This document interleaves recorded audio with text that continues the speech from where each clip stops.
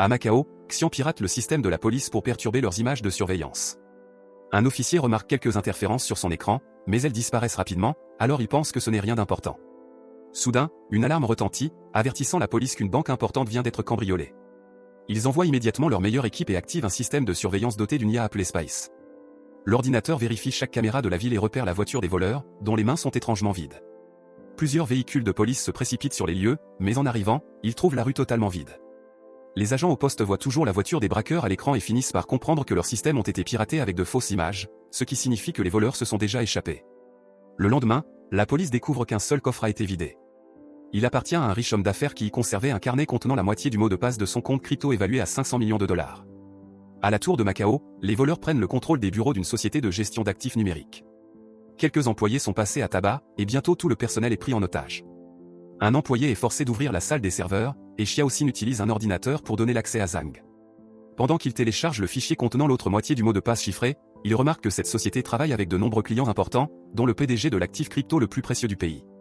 Son compte bénéficie d'une protection de niveau militaire et vaut 10 milliards. Xian demande à Xiaoxin de copier ces informations également, ignorant le chef de gang, Lagne, qui leur dit de ne pas perdre de temps. Au même moment, la police arrive et les voleurs se précipitent dans l'ascenseur. Longchamp se trouve dans un café du haut afin de pouvoir s'éclipser sans attirer l'attention, bien qu'il passe accidentellement devant une barista pendant qu'elle prend une photo. Lorsque le gang sort de l'ascenseur, les policiers les repèrent. Une poursuite s'engage. Les criminels bousculent plusieurs civils en tentant de trouver une sortie, mais finissent par se retrouver bloqués et les agents les rattrapent. Une bagarre éclate, et les deux camps démontrent des compétences impressionnantes. Dans le chaos, les voleurs parviennent à saisir le capitaine Yaolei en otage. Les autres policiers ne peuvent pas tirer, ils sont donc forcés de regarder les criminels s'échapper dans l'ascenseur avec leur capitaine. À l'extérieur, Lan dit à son chauffeur de partir, même si le reste du gang n'est pas encore revenu. Lorsque l'ascenseur atteint les étages supérieurs, Yaolei tente à nouveau de combattre les voleurs, mais il est seul contre 4, et il le maîtrise en le menottant à la rambarde. Les voleurs sortent sur la plateforme d'observation, et Yaolei retire rapidement ses menottes pour les poursuivre. Cependant, le gang a prévu des parachutes et saute simplement de la tour pour s'enfuir. En partant, il pousse une femme qui ne doit sa survie qu'à un dernier réflexe, et Yaolei doit l'aider. Comme les ascenseurs sont piratés, Yaolei quitte la tour en se jetant sur un adepte de saut à l'élastique, atterrissant en sécurité sur un matelas gonflable d'urgence. Une autre équipe de policiers attend les voleurs lorsqu'ils atterrissent sur le toit d'un hôtel, et un nouveau combat éclate. Les criminels maîtrisent facilement les agents, utilisent des outils cachés et leurs masques pour sauter du toit. Ils changent rapidement de vêtements tandis que Zhang efface toutes les images des caméras pour empêcher Spice de les suivre. Rapidement, tout le système de surveillance de la police est désactivé, et Yaolei commence à fouiller l'hôtel à pied. Les policiers activent leurs caméras piétons afin d'enregistrer toutes les personnes qui passent, espérant que le logiciel de reconnaissance faciale repérera les voleurs. Longchamp arrive aussi à l'hôtel déguisé et provoque volontairement divers incidents pour détourner l'attention du directeur de son gang. Les voleurs se faufilent dans différents étages, changeant constamment de déguisement pour passer pour des touristes ou des employés. Yaolei aperçoit Xiaoxin et reconnaît la boucle d'oreille de la bagarre dans l'ascenseur, alors il le poursuit, mais Xiaoxin se cache en se faisant passer pour l'un des nombreux clients de la cafétéria. Soudain, une caméra détecte un visage inconnu du système, et les policiers se lancent à la poursuite de cet homme. L'un percute volontairement un officier pour salir l'objectif de sa caméra. Xiaoxin profite aussi de l'occasion pour bouger, et l'équipe de policiers se sépare pour poursuivre les deux suspects. Cependant, Xiaoxin se déguise en femme et son partenaire en vieil homme, ce qui leur permet d'échapper aux policiers. Dans le hall, un grand spectacle lumineux a lieu, et les autres voleurs se fondent dans la foule en se faisant passer pour des agents de sécurité. Lorsque les policiers arrivent, les criminels sautent dans un puits décoratif et s'échappent en rampant sous la plateforme. Plus tard, au poste de police, l'homme d'affaires se met à hurler et à tout casser parce que son compte a été vidé. L'équipe discute de la manière d'avancer et l'inspectrice Zumei dit qu'il devrait rappeler son ancien chef. Yaolei fait remarquer qu'un vieil homme ne saura pas gérer un système de traçage paria, mais Zumei lui rappelle que Spice est désormais inutile depuis qu'il a été piraté, donc ils ont besoin de quelqu'un qui se souvient comment faire le travail de police à l'ancienne. Les agents Jin Xiao et Shuo sont envoyés recruter le légendaire agent Hong, dont le dossier est rempli d'exploits impressionnants. C'est un champion des forces spéciales, un champion de la police en combat rapproché, et un expert dans de nombreux domaines comme les armes à feu et le renseignement.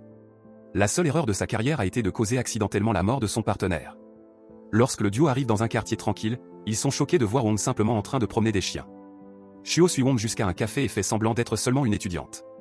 Cependant, Wong s'installe à sa table et révèle qu'il les a vus, elle et Jin Xiao, le suivre toute la journée. Il connaît même son nom. Il s'avère que Shuo est la fille de son meilleur ami décédé, et ils ne se sont pas vus depuis qu'elle était enfant. Wong la félicite d'avoir hérité du numéro d'insigne de son père, puis commence à énumérer toutes les erreurs qu'ils ont commises en le suivant. Il a aussi volé l'insigne de Jin Xiao sans que celui-ci ne s'en aperçoive. Quelques instants plus tard, Wong est au poste en train de regarder toutes les images enregistrées par les caméras corporelles des policiers ainsi que les vidéos récupérées à l'hôtel avant le piratage. Après seulement quelques minutes, Wong repère facilement tous les voleurs, car chacun d'eux a regardé les caméras pour vérifier si elles étaient encore allumées. Dans la planque du gang, Longshon commence à frapper Xiang pour le temps perdu qui a failli les faire arrêter. Lorsque Xiaozin essaie de le défendre, Longshon le frappe aussi, furieux d'avoir été filmé après des années passées dans l'ombre. Une bagarre éclate et l'on sort un couteau, donc tous les voleurs doivent agir ensemble pour le calmer. Après avoir rassemblé toutes les captures qu'ils ont pu trouver des criminels, Wong remarque un homme en long manteau qui apparaît aussi souvent sur les images. La police reçoit ensuite la photo prise par la barista et conclut que cet homme faisait également partie du gang. Wong se souvient d'un ancien agent recherché connu sous le nom de l'Ombre, qui avait servi dans une unité d'assassins d'élite pendant la guerre. Il a quitté la police dans les années 80 pour chercher la richesse et a disparu sans laisser de traces en 1999. Wong pense que cet homme mystérieux est l'Ombre revenu et veut envoyer une équipe de surveillance pour le trouver. Zumi explique qu'ils n'ont plus d'équipe de surveillance, car Spice l'a remplacé, mais elle l'autorise à former une équipe d'urgence pour cette affaire. Wong reste sceptique car personne ne peut être formé en si peu de temps. Plus tard à la salle de sport, Shuo essaie de s'entraîner, mais les autres policiers se moquent d'elle, disant qu'elle est trop petite pour être flic. Shuo tente de les ignorer, mais finit par craquer et les affronte, mettant facilement un officier au sol devant ses collègues. Wong voit tout cela et la félicite en privé, disant qu'elle vient de gagner leur respect. Le soir venu, Wong boit sur le toit et se remémore la mort du père de Shuo. Il promet de prendre soin d'elle en sa mémoire. Le lendemain, Wong annonce qu'il va former une équipe de surveillance, et Shuo s'inscrit immédiatement. Il leur apprend comment se déplacer sans révéler qu'ils sont policiers et comment mémoriser chaque détail, même le plus insignifiant. Le premier jour sur le terrain, l'équipe fait semblant d'être de simples citoyens pour maintenir leur couverture, mais Wong garde Shuo dans la camionnette avec lui car elle est son atout secret. À chaque erreur de l'un des agents, Wong sort de la camionnette pour le réprimander. 12 jours plus tard, Xiang essaie de planifier une dernière mission pour que l'on puisse enfin trouver la paix et que tous puissent prendre leur retraite. Il a trouvé l'emplacement du serveur du compte du PDG, mais le coffre numérique est difficile d'accès. Un flashback révèle que tous les voleurs sont des orphelins que Longshang visitait souvent pour leur apporter de l'argent. En retour, les garçons ont aidé Longshangai lorsque la police le recherchait en 1999, et ils sont ensemble depuis. Le 15e jour, Shuo sort acheter de la nourriture et sur le chemin du retour vers la camionnette, elle voit des femmes se faire agresser par des hommes ivres. Wong lui rappelle qu'elle est sous couverture et qu'elle doit appeler la police ordinaire, mais Shuo l'ignore et confronte les agresseurs. Une bagarre éclate et elle parvient à placer quelques coups, mais ils sont trop nombreux pour qu'elle puisse les affronter seule. À ce moment-là, Wong arrive et neutralise facilement tous les hommes en quelques secondes, tandis que les victimes s'enfuient. Ensuite, dans la camionnette, Wong réprimande Shugo pour avoir presque gâché la mission. Elle pense qu'ils ne font pas un vrai travail, alors Wong lui raconte ce qui est arrivé à son père. Ils étaient sous couverture depuis 8 mois, et le jeune Wong en avait assez de ne rien faire. Lorsqu'il a vu des criminels essayer d'enlever un enfant, il a décidé d'intervenir, et le gang l'a presque tué. Le père de Shuo a tenté de l'aider, et les ravisseurs l'ont abattu avant de s'enfuir. En larmes, Wong dit à Shuo qu'un policier doit toujours rester rationnel. Quelques instants plus tard, Wong croit apercevoir Longshang au marché local et alerte tout le monde. L'équipe se déploie pour encercler le marché tandis que Wong demande à Shuo de suivre leur cible de près, puisqu'elle est la seule agente que l'on a encore jamais vue. Quand l'on manque de surprendre deux policiers, ils s'embrassent pour cacher leur visage. Shuo fait semblant de chercher quelque chose par terre et aperçoit le reflet de Longshang, confirmant son identité. Wong empêche tout le monde de bouger la caméra ou de se retourner, alors Lan part sans se douter de rien. Ensuite, l'équipe le suit dans l'ombre et découvre dans quel bâtiment il entre. Shuo décide d'y aller aussi, et Lan la reconnaît du marché, ce qui le pousse à sortir son couteau. Au même moment, Wong vérifie de nouveau les images et remarque que Longshang a regardé Shuo 2 fois. Comprenant qu'il la reconnaîtra, il se précipite dans le bâtiment et prétend être son père, la réprimandant tout en lui retirant son écouteur. Wong discute ensuite tranquillement avec Longshang et lui offre une pomme, ce qui lui permet d'obtenir un plan clair de son visage grâce à une caméra cachée dans le fruit. Ce morceau de pomme est laissé tomber dans l'ascenseur avant qu'il n'en sorte. Wong continue de les suivre et crochette la serrure d'un appartement au hasard pour s'y cacher avec Shuo. La propriétaire panique et Wong doit la maîtriser pour qu'elle reste silencieuse. Grâce à la caméra pomme, l'équipe voit que Longshang se rend au 8e étage. Jin Xiao file en avance et installe plusieurs caméras cachées dans la zone. Il découvre que l'on vit dans l'appartement 8002, ce qui permet enfin à la police de préparer son prochain mouvement. L'équipe de Wong loue alors un appartement en face pour l'espionner et fouiller ses poubelles. Il trouve des sudoku déchirés, tous impossibles à résoudre. Pendant ce temps, Lan passe son temps à éclater du papier bulle. Plus tard, au marché, Wong continue de jouer le voisin amical, et l'on l'aborde pour bavarder tout en le scannant discrètement à la recherche d'appareils cachés. Ils parlent de leur fausse vie, et Wong affirme avoir un problème de jeu, expliquant que les callosités sur ses mains viennent des cartes et non des armes. Il invite Longshang à dîner et, à la surprise générale, celui-ci accepte. Le soir, Wong et Shuo paient la propriétaire pour utiliser son appartement. Quand l'un arrive, il inspecte chaque recoin à la recherche de micros. Pendant le dîner, il pose son téléphone sur la table et Shuo fait de même pour pouvoir voler ses données. Longshang les interroge sans cesse pour vérifier que leurs histoires concordent, et comme Wong connaît de vrais détails de l'enfance de Shuo, elle comprend qu'il la protège depuis toujours. Après son départ, l'on demande à Xiang de vérifier les identités de Wong et Shuo. Il s'avère que Zhang a installé des caméras dans l'appartement depuis le début. La police sait qu'elle est piratée, alors elle a créé de faux profils pour le duo. Quelques minutes plus tard, quelqu'un frappe à la porte et Wong découvre Xiwang, le frère jumeau de Xiang. Une violente bagarre éclate et Wong réussit à le désarmer, mais Wang sort une deuxième arme et ouvre le feu. Wong se cache jusqu'à la fin des tirs, puis revient pour continuer le combat dans tout l'appartement, détruisant les meubles. Xiang voit tout sur ses écrans, mais ne s'inquiète pas, car c'était son plan depuis le début. Lors du dîner, il avait piraté le téléphone de Shuo et a maintenant accès à la caméra du poste de police. L'équipe d'en face ne voit rien du combat, car Xiang leur envoie encore de fausses images. Quand il commence à douter, Shuo entre dans l'appartement alors qu'il la voit encore à l'écran, ce qui les pousse à courir vérifier. Zimeng prévient son frère que la police arrive. Xiwang tire pour obliger Wong à se cacher, puis s'échappe en sautant du balcon grâce à des câbles spéciaux. Le lendemain, l'équipe de surveillance retourne dans la rue pendant que d'autres policiers fouillent l'appartement de Longshon. Un placard rempli de papier bulle attire l'attention de Wong, qui réalise que cela correspond au Sudoku et forme un code. Soudain, leur fourgon est percuté par un camion qui le projette contre le poste de police. Le camion se sépare en deux et, après un second choc qui assomme tout le monde, une équipe de mercenaires en sort pour attaquer. Plusieurs policiers sont tués et des bombes détruisent les voitures. Zumi comprend que c'est une diversion et ordonne à l'équipe de surveillance de rester dans la rue pour retrouver Longchamp. Shuo reprend conscience, tire Wong hors du véhicule, puis saisit une arme pour se joindre à la bataille, abattant plusieurs mercenaires avec une précision impressionnante. Wong se réveille à son tour et ensemble ils éliminent les derniers ennemis. Wong explique alors que les Sudoku représentaient du braille, que l'un avait décodé en utilisant le papier bulle. Il demande à Shuo d'avertir les services de renseignement afin qu'ils travaillent sur le message. Pendant ce temps, le reste des mercenaires progresse dans le bâtiment et détruit plusieurs salles. Dans un vieil orphelinat abandonné, les deux membres de l'équipe de surveillance retrouvent Long. Zumé s'apprête à leur donner des instructions lorsque le poste de police est plongé dans le noir et toute communication est perdue. À l'intérieur, l'un affronte plusieurs voyous et comprend que Zhang l'a piégé, mais il reste un guerrier redoutable et n'a aucun mal à combattre plusieurs adversaires à la fois, armé uniquement de son couteau. Bien qu'il soit blessé à plusieurs reprises, Wong continue de se battre dans le commissariat contre les mercenaires, qui sont spécialement venus pour lui plus qu'une grosse prime a été placée sur sa tête. Il passe d'une pièce à l'autre, encaissant de nombreux coups, mais réussit aussi à mettre plusieurs mercenaires hors combat. Shuo se faufile jusqu'à trouver un téléphone satellite et contacte Jin Xiao pour lui parler du braille, mais elle est interrompue par un mercenaire qui l'attaque. Ils se battent à leur tour et, après une lutte intense, Shuo l'emporte en projetant l'homme par la fenêtre. Heureusement, les renforts arrivent et la police met enfin fin au combat. Dans l'orphelinat, Lan a tué tous les voyous après un affrontement brutal. Il pointe son couteau vers la caméra, furieux. C'est alors que Xiwang apparaît et lui dit que tout cela était son idée. Xiang panique en voyant son frère, car sa présence ne faisait pas partie du plan.